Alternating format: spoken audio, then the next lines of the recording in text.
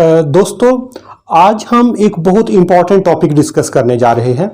अगर इस सेशन की आपको अंडरस्टैंडिंग डेवलप हो गई तो आपको लोगों को परखने का अंदाज, लोगों को अवेल्युएट करने का अंदाज या लोगों से बातचीत करने का अंदाज ही डिफरेंट हो जाएगा।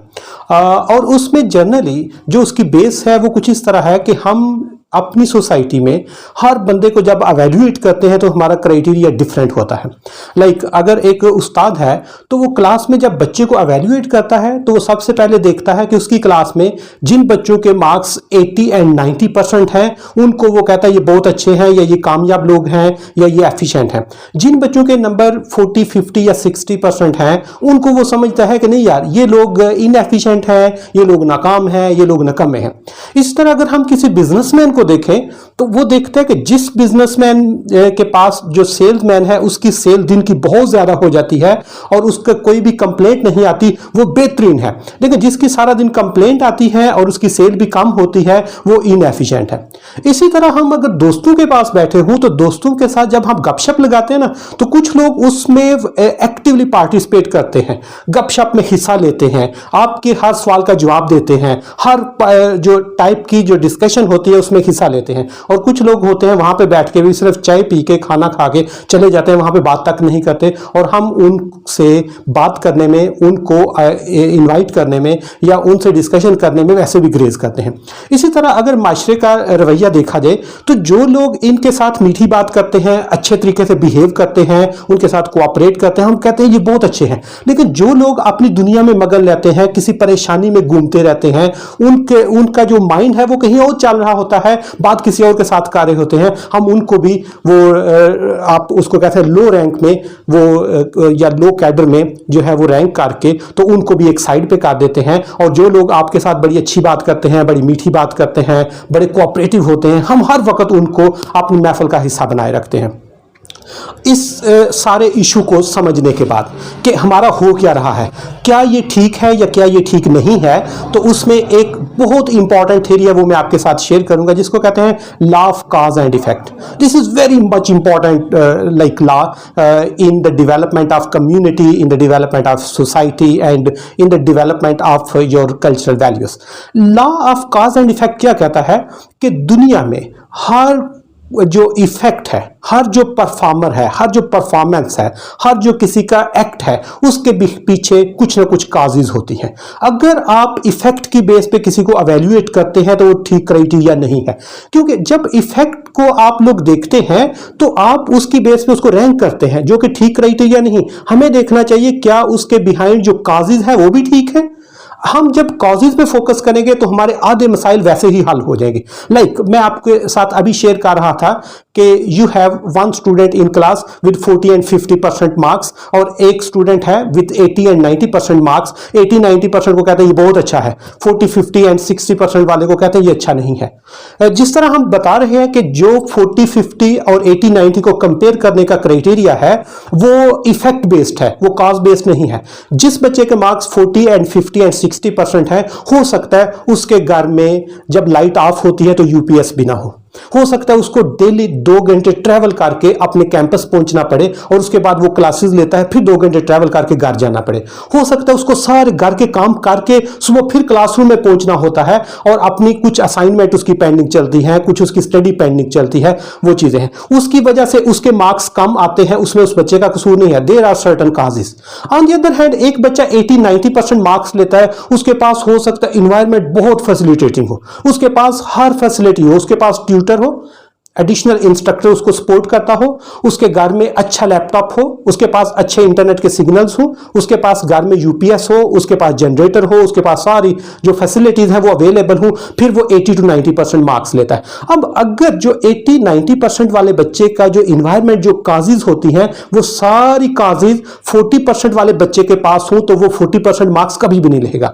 वो भी कम अज कम 50-60 से निकल के 70-80 की रेंज में जरूर आएगा। और जिस बच्चे के मार्क्स 90% है, अगर उसके जो काजेज हैं वो 40% वाले के हो जाए तो वो कभी भी 80-90% मार्क्स नहीं लेगा, उसके मार्क्स भी 40, 50 या 60 की रेंज में ऑटोमेटिकली आएंगे। इसलिए हम जब किसी को अवेल्युएट करते हैं not on the basis of effect but on the basis of causes.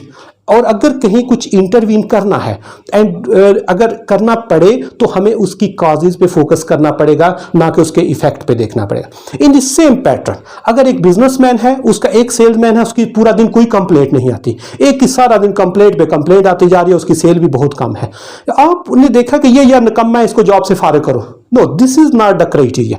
इसकी बेस पे हम उसको फायर नहीं कर सकते, उसको जॉब से फारिग नहीं कर सकते। सबसे पहले हमें यह देखना होगा कि यार अगर उसकी परफॉर्मेंस कम है तो उसके बिहाइंड क्या फैक्टर्स हैं।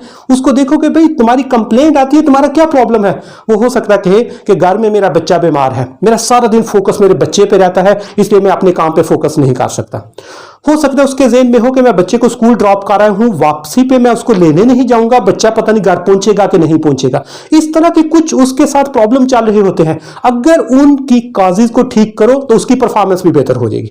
और अगर जिसकी परफॉर्मेंस अच्छी है उसके बिहाइंड भी जो उसके सेटअप डेमोग्राफिक इंडिकेटर्स होते हैं, या उसका जो फैमिली का इन्वायरमेंट होता है, या उसके जो बच्चे हैं, बच्चों की तादाद कितनी है, रूरल अर्बन एरियाज में रहता है, उसकी फैमिली इनकम कितनी है, सोर्सेज कितने हैं, इनकम सस्टेनेबिलिटी कितनी है, अगर इन सारे फैक्टर्स को हम ठीक करें तो हर इंडिविजुअल की परफॉर्मेंस बेहतर हो सकती है। हर इंडिविजुअल इक्वली एफिशिएंट होता है और इक्वली कंपिटेंट होता है। देयर आर सर्टेन कॉजेज, हम उन कॉजेज को अगर ठीक करें तो वो अपनी जो आउटपुट है, वो जो इफेक्ट है, उसको बहुत बेहतर बना सकता है। इसी तरह अगर हम कह रहे थे कि दोस्तों में वो बैठा हुआ है और वहां पे वो परेशान है, हो सकता है उसके ज़हन में चल रहा हो यार मेरे पास तो अभी जॉब भी नहीं है, यार मेरे पास तो पॉकेट मनी भी इतनी नहीं है कि मैं दोस्तों को इनवाइट कर सकूं। उसके ज़हन में अपनी परेशानी चल रही है और हम समझते हैं कि नहीं यार ये निकम्मा है, इसको उठा के मार्केट से, अपनी महफिल से, अपनी गपशप से बाहर करो और नेक्स्ट इसको इन्वाइट नहीं करना। There are certain causes. या फॉर एग्जाम्पल मैं ऑफिस जा रहा हूं तो हमारा जो सिक्योरिटी गार्ड है वो वहां पे बैठा हुआ है और डेली मैं जब जाता हूं तो वो मुझे सलाम करता है। आज मैं गया हूं तो उसने मुझे सलाम नहीं किया। अब मैं एकदम कहूं कि ये बहुत नकम्मा है, ये इनएफिशिएंट है, इसने बदतमीजी की है, इसने ये, ऐसा कुछ भी नहीं है यार। उससे पूछना है कि क्या हुआ, आज तुम परेशान हो।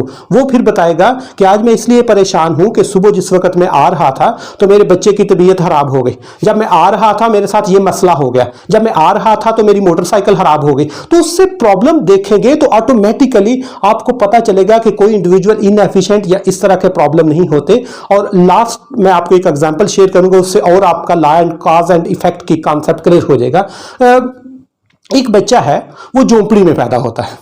अब जब झोंपड़ी में पैदा होता है तो उसको झोंपड़ी में जो इन्वायरमेंट है वो जैसा मिलेगा वैसा ही बनेगा।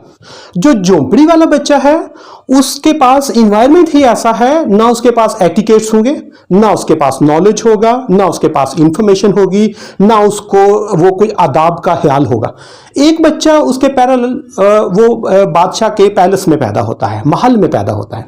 अब जब महल में पैदा होता है तो महल का इन्वायरमेंट ही ऐसा होगा, उसके पास अच्छा इंफॉर्मेशन होगी, वो डिफरेंट टाइप के लोगों से डिस्कशन करेगा, उसके पास शाही आदाब होंगे, उसको शाही लिबास पहनने का वो सलीका आता होगा, उसका स्टाइल ही डिफरेंट होगा। अब अगर जो झोंपड़ी में पैदा हुआ है, एज अ केस स्टडी, उसको बादशाह के महल में भेज दो और बादशाह के महल में जो बच्चा पैदा हुआ है उसको झोंपड़ी में भेज दो।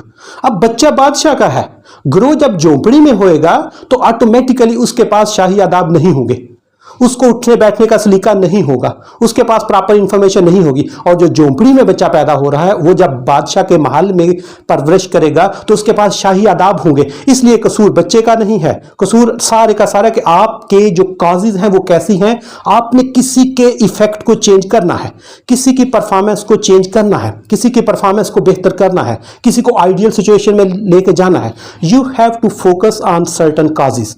और अगर आप उन कॉजेज को ठीक करने में कामयाब हो जाते हैं तो आपका जो इफेक्ट है वो भी बेहतर हो जाएगा। नंबर 1। नंबर 2, जब आप किसी को एवेल्युएट करते हैं तो एवेल्युएट उस बेस पे नहीं करते व्हाट ही और she is performing, but you have to evaluate someone on the basis of certain causes कि यार अगर ये डेवलपिंग कंट्री में होके इतना अच्छा परफॉर्म कर रहा है, अगर ये डेवलप्ड कंट्री में होता तो कितना अच्छा होता। तो इस तरह अगर हम चीजों को देखना शुरू करें तो आपको कोई इंडिविजुअल इनएफिशिएंट नजर नहीं आएगा, कोई इंडिविजुअल नाकाम नजर नहीं आएगा, कोई इंडिविजुअल आपको निकम्मा नजर नहीं आएगा, हर बंदा इक्वली कंपिटेंट होगा। इसलिए अगर आपने किसी को एवेल्युएट करना है, किसी की परफॉर्मेंस को गेज करना है, you should know about this theory of law of cause and effect, कि हर इफेक्ट के बिहाइंड एक कॉज है। जब भी इफेक्ट चेंज करना हो कॉज चेंज करो, जब कॉज चेंज करोगे इफेक्ट ऑटोमेटिकली चेंज होगा, क्योंकि जो किसी भी इंडिविजुअल की परफॉर्मेंस होती है वो इंडिपेंडेंट नहीं होती। Performance is depending on the causes, causes ठीक करनी है, परफॉर्मेंस ऑटोमेटिकली चेंज होती जाएगी। Thank you very much.